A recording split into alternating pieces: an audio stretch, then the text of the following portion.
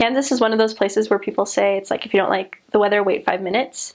You would have days where it would be like 90 degrees one day, and 2 days later you'd be at like close to 0. I'm not sure how it would happen, but honest to goodness, you would have weeks like that were just that extreme in their weather. And it was just, when it was hot and humid and muggy, and when it was cold, it was bitter cold. You felt like you were in the Arctic, because it's the Midwest, it's wide open, and so a lot of those like really cold northern Arctic winds just go straight down, cool everything off, and they just go right through you and freeze you like a popsicle. Know the Bible.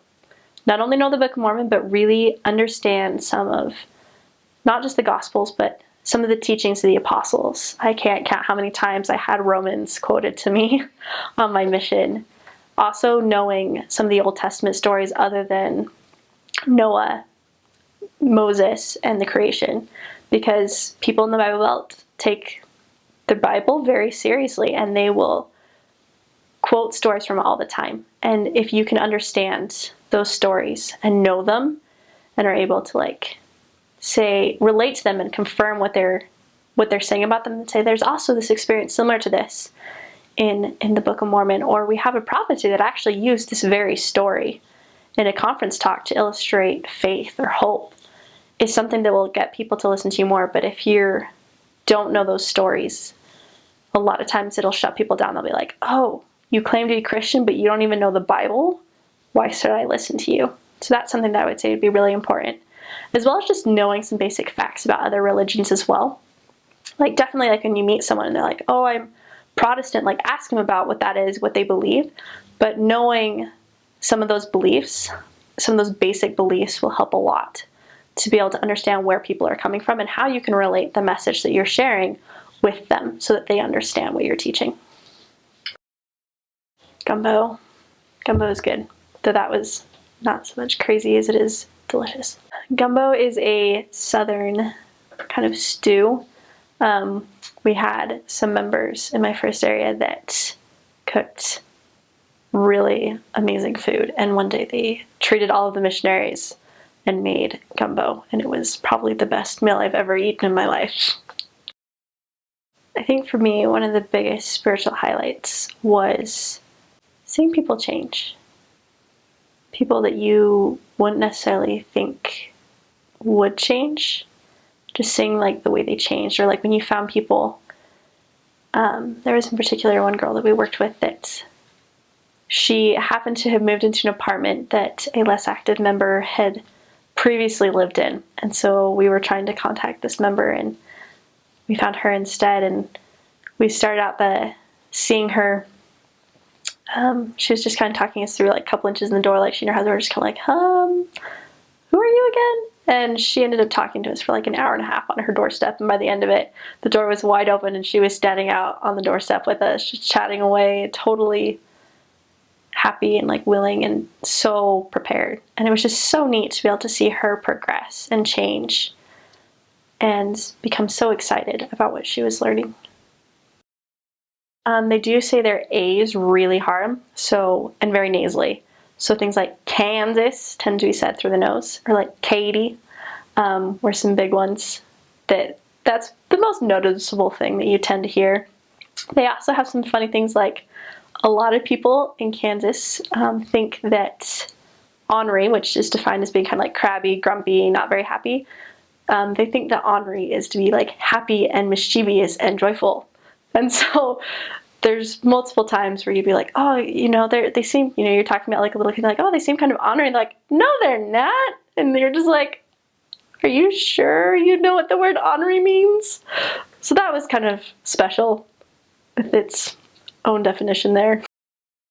Greatest life lesson for me that I learned was about diligence and about persevering when you really don't want to, when you are done and you are out of your own energy, and just how to use the atonement to just take a couple more steps till you get that like second wind or that little bit more motivation, and what it really means to give your all.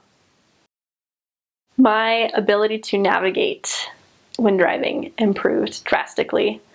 and being able to actually like understand like how maps work was really helpful, especially when you didn't always have a GPS. So that was a huge life skill. Also, just the ability to like plan and use time effectively was something that I was really grateful for, and being able to like understand like what it like means to actually like prioritize your time. But I think the biggest thing that I really learned, especially from the Kansas Wichita mission, and specifically President Bell, was how to set goals. Our mission really focused a lot on goals, individual goals, district goals, companionship goals, zone goals, mission goals. It was huge, and we were constantly like talking about our goals. What can we do to achieve them? So that was something that really has benefited me, and I know will continue to benefit me. I think something for me that was really difficult was working with members that didn't really care about missionary work, especially when it wasn't just like one family, but like a large part of the ward.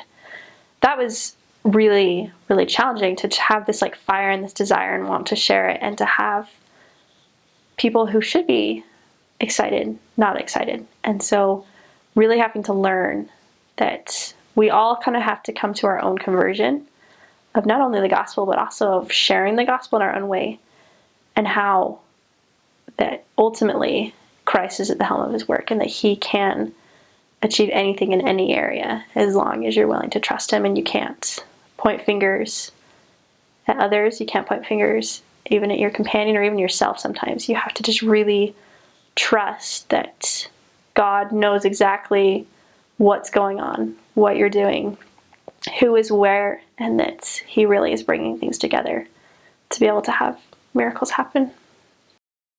I would say the biggest thing is keeping up on your goals that you've set.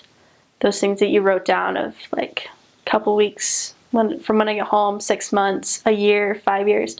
Keeping those somewhere where you actually like look over them and reflect on them, and also like modifying them as you need to, because when you get home, things are going to be different, and they're not exactly how you pictured them to be. So being willing to still like counsel with God, but not forgetting those goals, and still setting goals, I think is a huge thing that's really important. And also pursuing relationships with people, pursuing dating, being friends with guys, being friends with girls, and also like maintaining those friendships that you found on your mission. Don't just say, oh, well, my mission's over, and like cutting it out and putting in like your past. So like actively still being a part of those people's lives, because for many of them, you're someone that they'll never forget. And so you still have an ability to influence their life for good, and to not forget that.